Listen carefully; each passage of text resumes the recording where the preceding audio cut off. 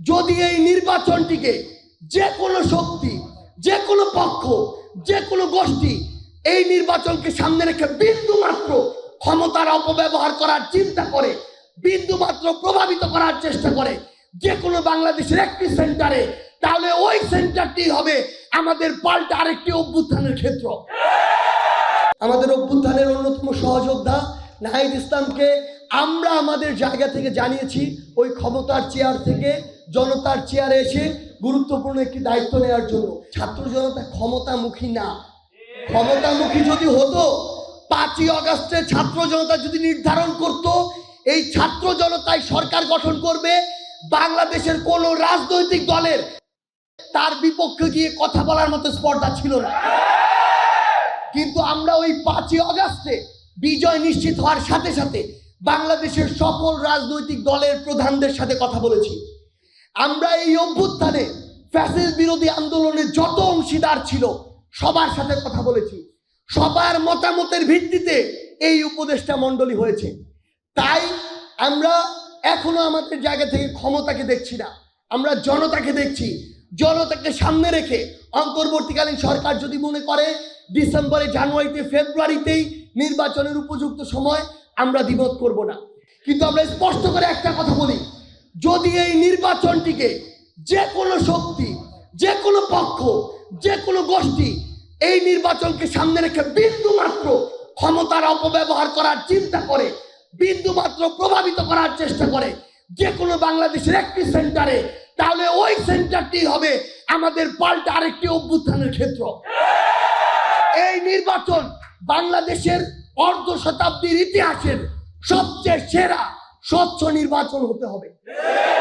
এতে বাংলাদেশের কোন একটি রাজনৈতিক দল যদি 300টি আসনও পায় আর কেউ যদি কিছু না পায় তাতেও আমাদের আপত্তি থাকবে না। কিন্তু স্পষ্ট কথা, এই অভ্যুত্থানের আকাঙ্ক্ষাকে সামনে রেখে এই নির্বাচনটি হতে হবে। বাংলাদেশে একটি নতুন রাজনৈতিক দল হচ্ছে ফ্যাসিস্ট বিরোধী। যে কোনো দলের, যে কোনো মতের, যে কোনো ধর্মের, বয়সের, শ্রেণীর মানুষের জন্য এই দল সবসময় উন্মুক্ত থাকবে।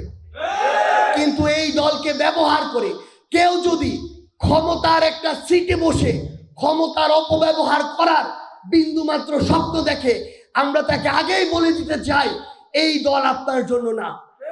এই দল হবে আগামীর বাংলাদেশের জন্য, জনগণের জন্য। এই দল হবে জনগণপন্থী, বাংলাদেশপন্থী।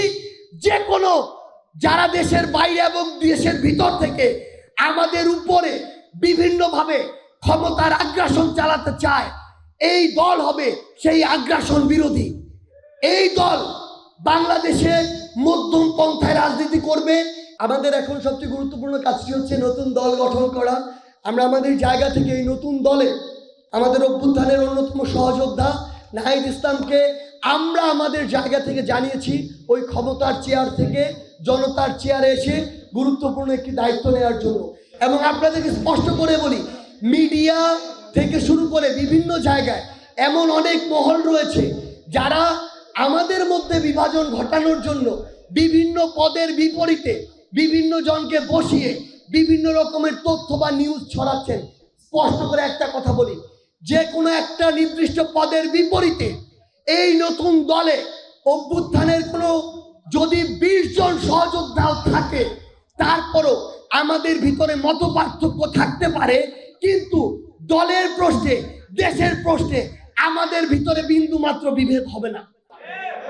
সবচেয়ে যোগ্য একজনকে ওই পদটিতে বসিয়ে বাকিরা হয় অন্য পদে যাবে, না হয় প্রয়োজন নেই। এখন প্রয়োজন হচ্ছে কাজ করার। আমরা শুধু একটি কথাই বলতে পারি, পদ আমাদের আগামীর বাংলাদেশ, আমাদের পথ চলা নির্ধারণ করবে না, আমাদের কাজ নির্ধারণ করবে। বাংলাদেশের রাজনৈতিক দল অসংখ্য ছিল, কিন্তু খুনি হাসিনা এই ছাত্র জনতার নেতৃত্বে দেশ ছেড়ে পালিয়েছে।